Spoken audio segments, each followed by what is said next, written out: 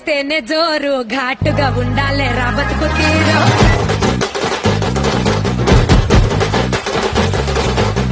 నల్లి బొక్కలు చూస్తే హుషారు ఏం తింటావు రా ఉప్పు లేని పప్పు షారు కోసి కొంగడి మా కట్టు బొట్టు ఎట్లయితే గట్లయితే చూసుకుందాం పట్టు అమ్మలి గట్క మాది రాసా పుటక పూట పూట మాకే దసరా బ్యాంక్ దోస్తాన్